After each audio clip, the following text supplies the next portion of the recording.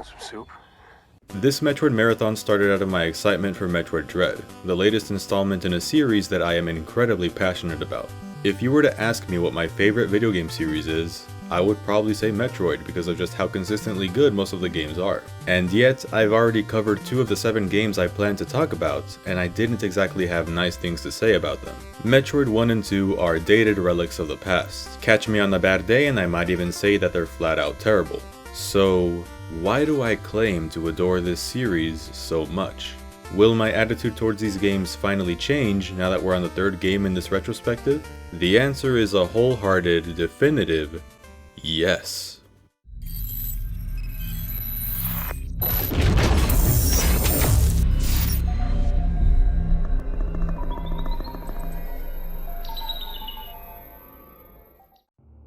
Nintendo's next-generation system, the Super Nintendo, was not only a big leap forward in terms of power, but it's no secret that this console is home to some of the most beloved video games in history. Super Mario World, A Link to the Past, Earthbound, Mega Man X, Final Fantasy VI, just to name a few. Games didn't just look better than what was possible on the NES, but they played better. They radiated fun and creativity at a level that is difficult to find even in games today. Nintendo was firing on all cylinders during the SNES era, in an attempt to make the best versions of their intellectual properties possible, and Metroid would soon follow this trend and pump out a banger sequel. Gunpei Yokoi returned as manager this time around, while the role of director and writer for the project was handed to Yoshio Sakamoto. On the programming side was Intelligent Systems. This team wanted to make quote-unquote a good action game, which I think heavily undersells the final product because what eventually came from their hard work and dedication was not just a good action game, it was a phenomenal one. Just a bit of a warning, this video is going to be filled with a ton of bias. I have a lot of personal feelings for this game that I simply can't ignore. I only want to give you a heads up that there's bound to be a ton of gushing and unrestrained enthusiasm on my part. Because folks, we're in the big leagues now. This isn't just some other Metroid game. This is one of my favorite games of all time. This is Metroid 3, Super Metroid.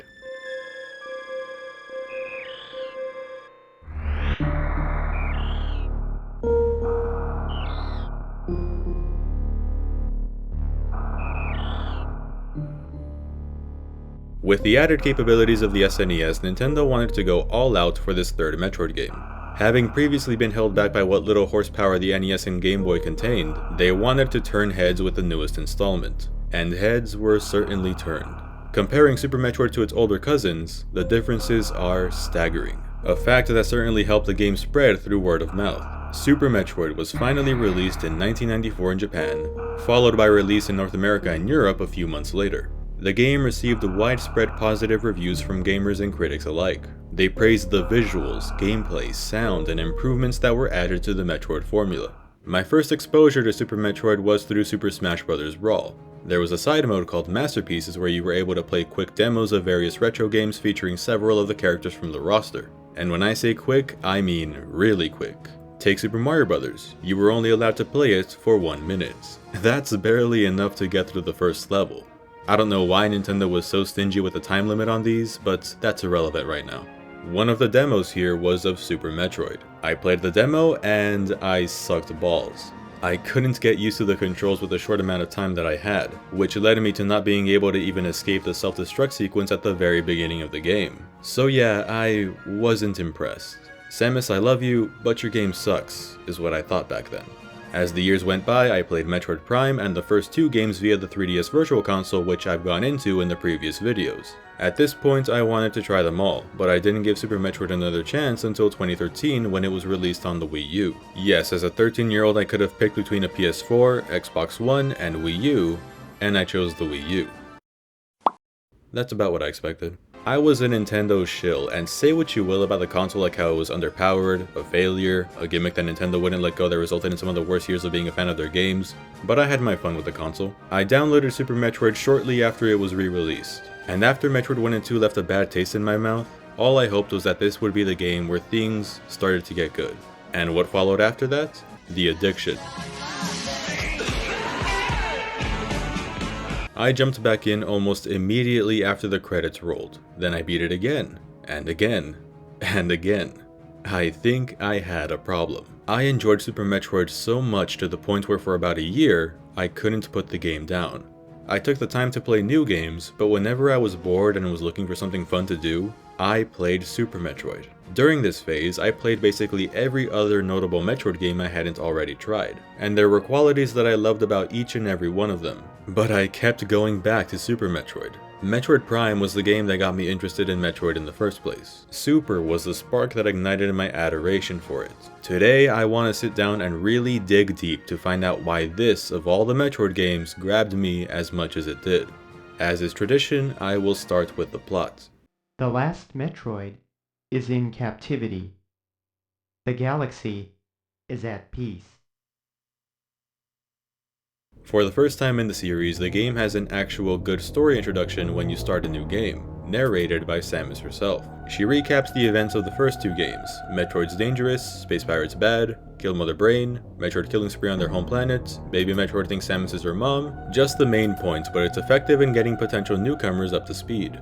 All while being accompanied by these wonderful 16-bit recreations of scenes from the older games. After leaving SR-388 with the baby Metroid at the end of Metroid 2, Samus took the larva to the Galactic Federation space colony where they could research it. Which goes well at first, as they discover that the Metroid's properties can be used for the benefit of all of mankind. Samus, somehow forgetting what happened the last time a Metroid was left in the hands of the Galactic Federation, decides to leave the baby in the hands of the Galactic Federation. Eventually, she receives a distress call that the space station is under attack. Who could have seen that coming? Samus arrives at the facility to find all of the scientists dead, and a resurrected Ridley who has gotten his claws on the Infinite Metroid. Ridley escapes with the baby. Extreme close-up!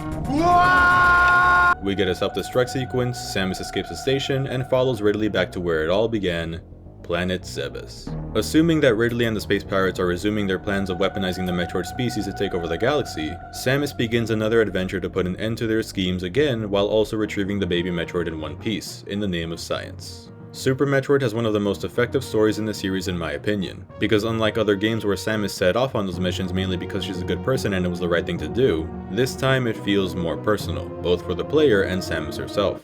But you know, in the end, it's your typical Metroid story, only it has a few more layers and stakes this time that make it the best one so far. As always though, the appeal of Super Metroid is not its plot. As I explained, you're back on Zebes for this game. Super Metroid at many points feels a lot like a reimagining of the first game. Like this is what the developers of the original would have made had they not been limited by NES hardware.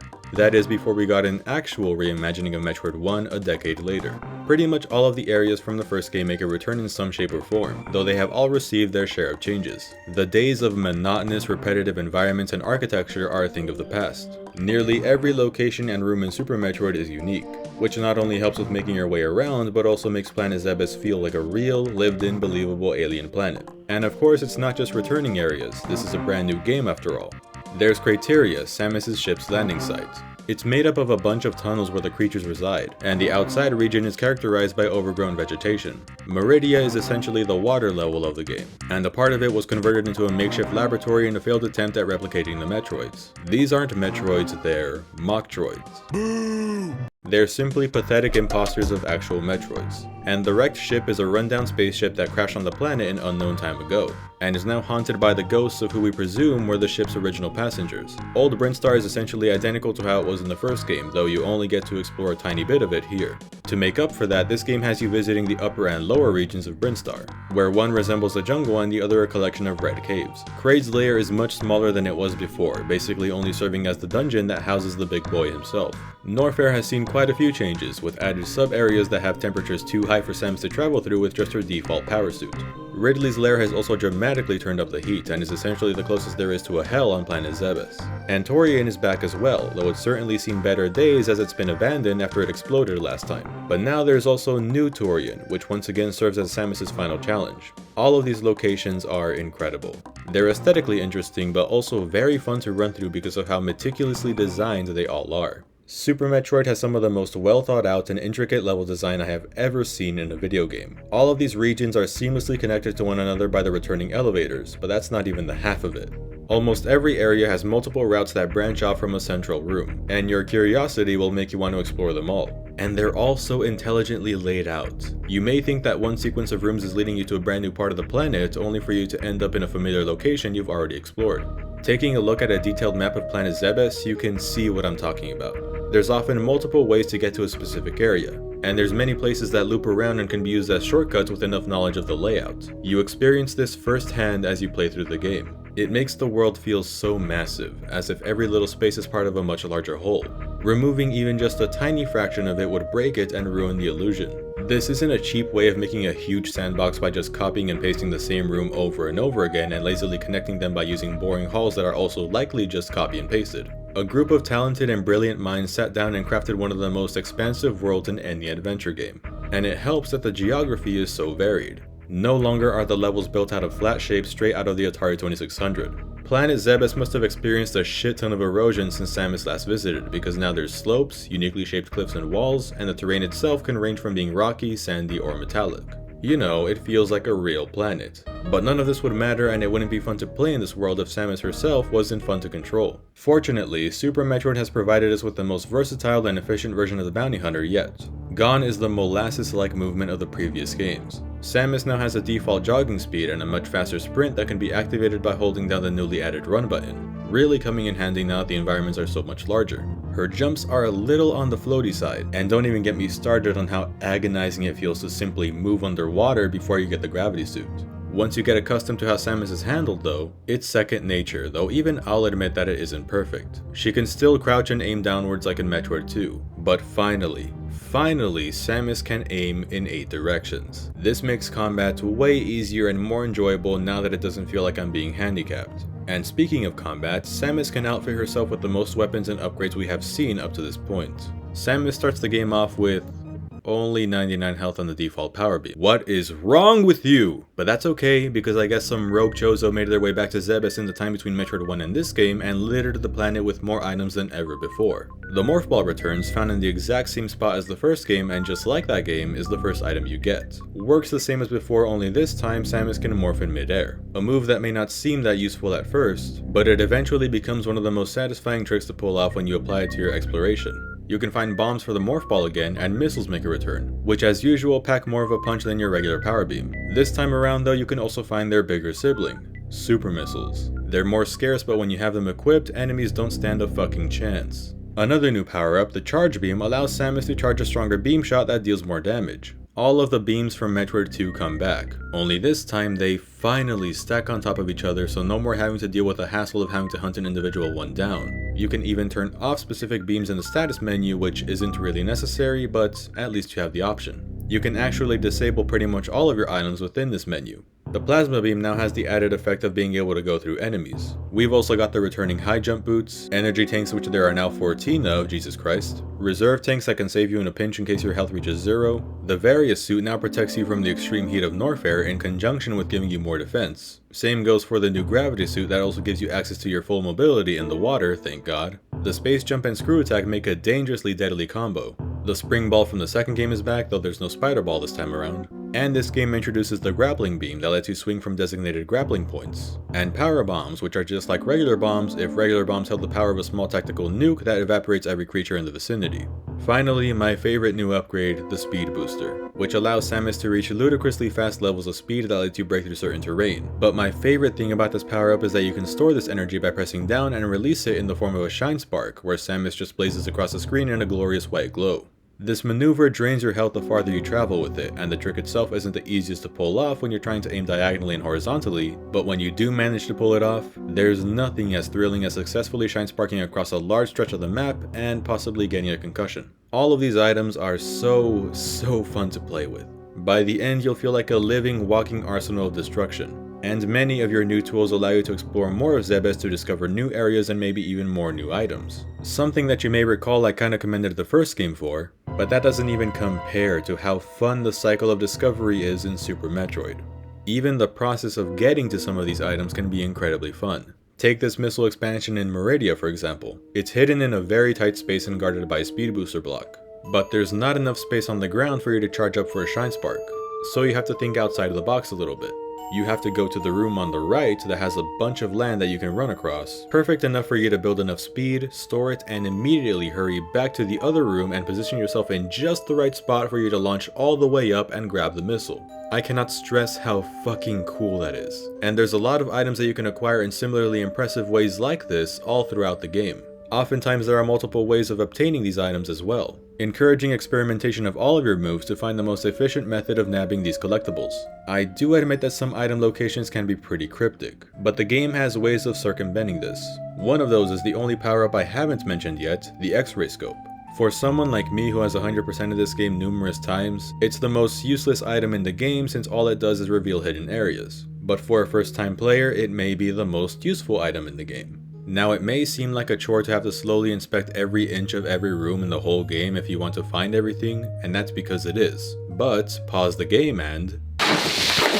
have you seen anything sexier than this? Super Metroid gives you an in-game map that slowly fills up as you explore. And there's also these map stations in each major location that just straight up provide the entire map of the current region. Pink squares are areas you visited, blue squares are places you haven't been to, and each dot indicates that there's an item in that specific square on the grid. For the first time, I can comfortably say that you don't really need any outside assistance to complete a Metroid game. You'll inevitably get lost a few times during your first playthrough, but with enough dedication, patience, and intuition, you can certainly beat the game on your own. With the return of save and recharge stations, this is easily the most accessible Metroid game yet, though it can still be quite challenging. And I'm jumping the gun a bit here since I haven't looked at Fusion or Zero Mission yet, but I still wouldn't immediately recommend Super Metroid as your first Metroid game, even with all of the resources it provides to the player. But once you do feel comfortable enough to try this game out, you're in for a real treat. The atmosphere in Super Metroid is impeccable for an SNES game. The Ceres station at the beginning of the game gives off such a chilling and unsettling vibe.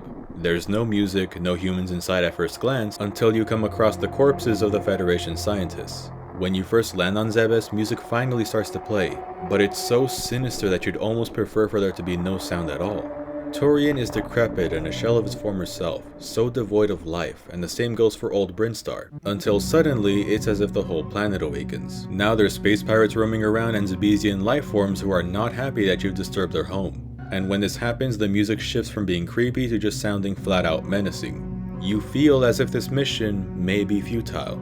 There's so much hostility here, the whole planet is probably crawling with enemies that want you dead.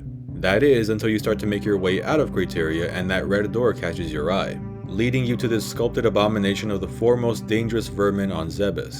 One of them being Ridley, the Ridley that took your baby Metroid. Then you remember, you can't give up. So you persevere and carry on, and as you plummet towards the depths of Brinstar, you have a new drive, a sense of determination that is matched by the music as it transitions to a much more upbeat and motivational tune. Am I reading too much into this? Of course I am. But that's what makes Super Metroid so great. It's like every moment, every second is so expertly put together and ordered in the perfect way to constantly keep you engaged and anxious to play more. You can't help but get yourself lost in this world with its incredible attention to detail and atmosphere. As Samus gets stronger and more determined, you, the player, follow in her footsteps. You experience the game through her shoes from beginning to end. When you're lost, Samus is lost. When you're scared, Samus is most likely scared. When you breathe a sigh of relief after taking down that tough monster, Samus is probably doing the same. Super Metroid has this hypnotic way of sucking you in through a combination of its addictive gameplay, visual identity, and sound. I mean, the game looks beautiful, even to this day, and the animations are so smooth and seamless. The soundtrack does a wonderful job of conveying the mood and tone of every area, every set piece, every dramatic scene. It's an epic journey, but also a work of art. The monsters from the statue, the rulers of this world, are a perfect representation of the epicness that I'm referring to. Kraid absolutely towers over his previous incarnation. It's pretty funny that the game calls back to how tiny he used to be in the form of this fake Kraid that puts up no fight whatsoever. Damn, boy, he's thick, boy! That's a thick-ass boy! Damn!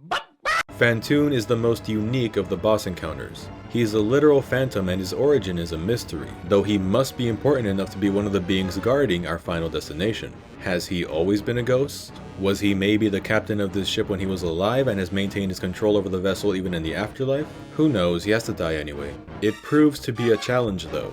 Phantoon is probably the most difficult encounter in the game, mainly because the route that I take when I play leaves me with only 4 energy tanks when I get to the right ship. It only makes taking him down all the more satisfying. Dragon is the boss of Meridia. When it dies, its children come out and they slowly drag its body underneath the sand. It's a pretty somber death. The fight itself has many ways that it can be approached, but definitely one of the most creative of these is the grapple beam strategy, where you let Dragon grab you and you use the grapple beam to latch onto these electrical things on the walls, essentially turning Samus into a conduit for electricity that fries Dragon into a crisp. You've killed me! Good. And finally, there's Ridley. This is it, the main reason why you're on this mission in the first place. The commander of the Space Pirates, Samus' arch-nemesis, the two go head-to-head for another duel in the most tense battle in the game so far.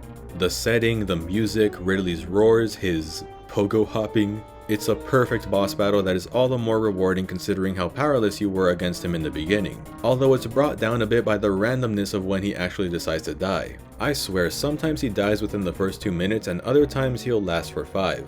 But eventually he goes down like the rest. Samus has bested the beast once again. And the capsule that housed the baby Metroid is in the next room, but the infant is nowhere to be found.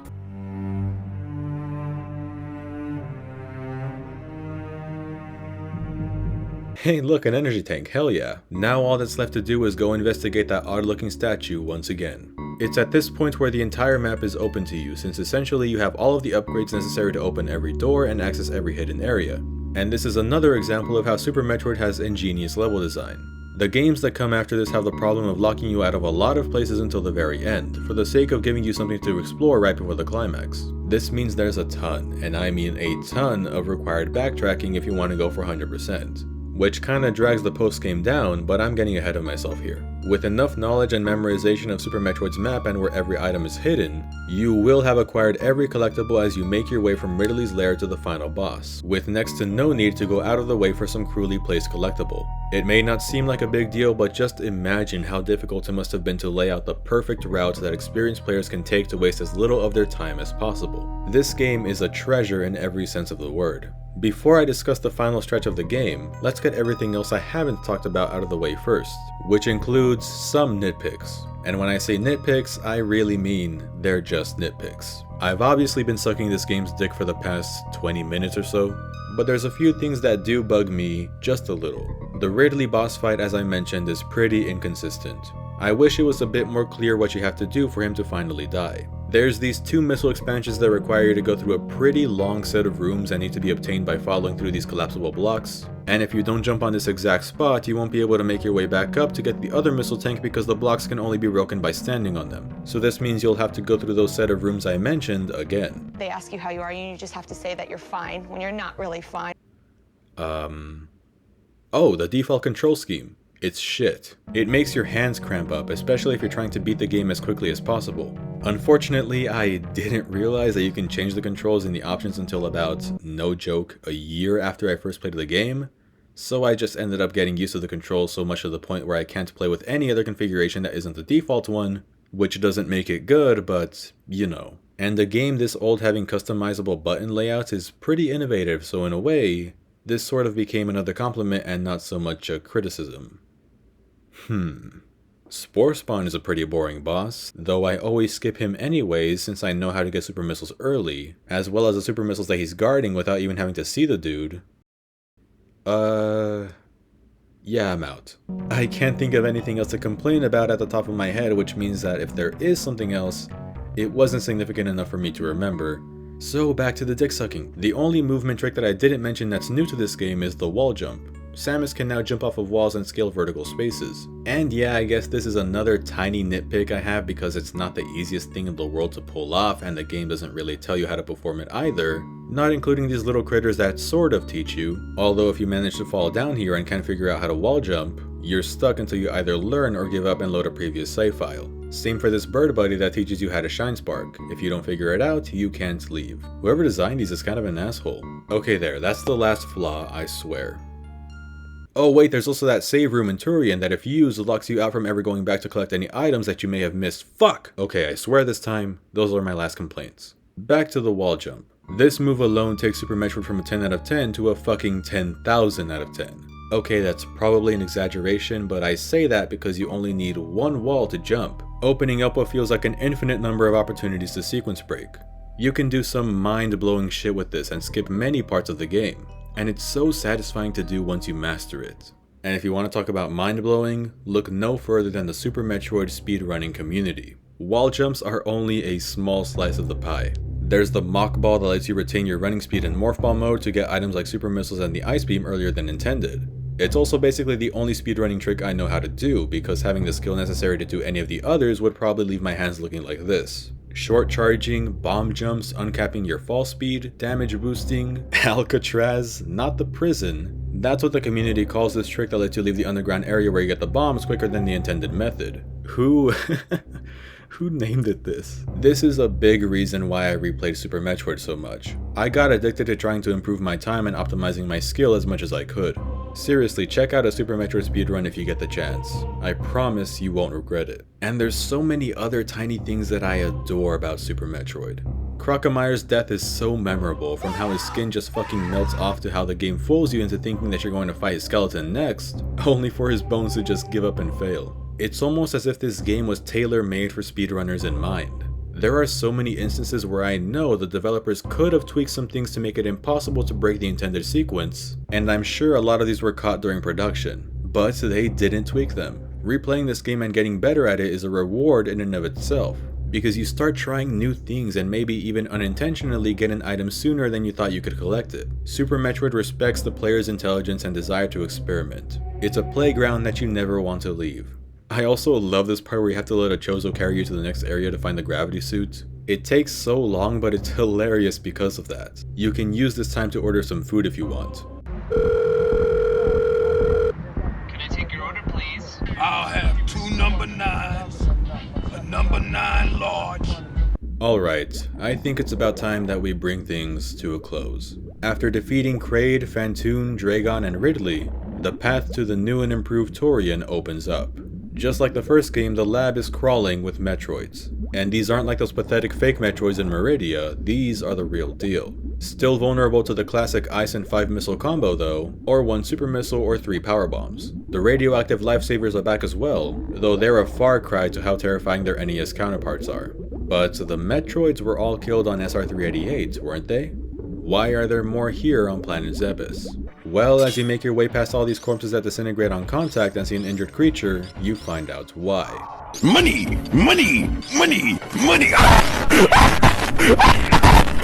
The big Metroid latches itself onto Samus, and just as she's about to die, it stops at the last second, and at the same time that it realizes who it was just trying to kill, Samus and the audience realize that this is the baby Metroid. Its sudden growth is a side effect of being exposed to beta rays, and is also the result of why there are a bunch of new Metroids. The baby Metroid floats away in shame, and Samus pursues it, eventually reaching a very familiar corridor and coming face to face with the resurrected Mother Brain. Once again, she was behind it all. She was the mastermind behind the kidnapping of the last Metroid, and it's now our duty to take her down for a second time. But this is fucking Super Metroid, she's not gonna take any shit.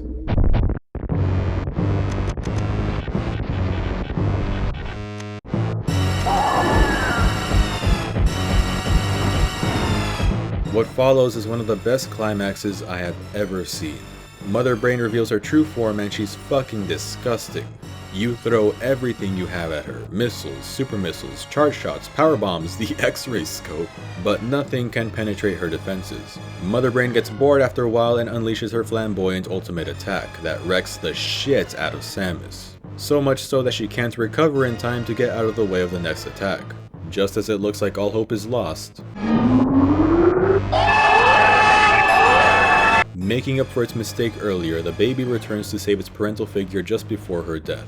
The Metroid starts healing Samus, but the boss music continues. Mother Brain isn't dead yet and begins to attack the baby, but it perseveres long enough to fully heal Samus before inevitably accepting its fate.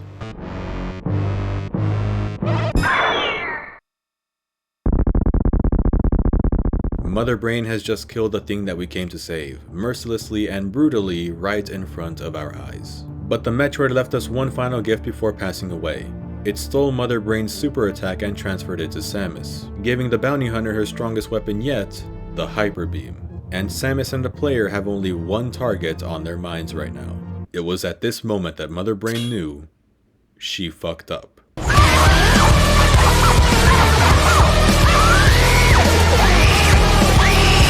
This battle is the epitome of show, don't tell. It is perfect and is the ultimate catharsis as you kill the most dangerous thing in the galaxy, the thing that took your baby Metroid away from you once and for all.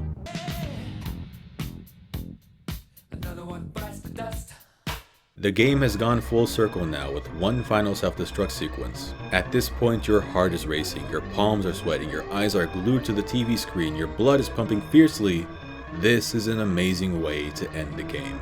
If you go out of your way, you can save the friendly animals that taught you the wall jump and shine spark, which I always do. And anyone who doesn't save them is heartless and you can't convince me otherwise. You make it back to your ship just in time and leap out of your chair because you just completed Super Metroid.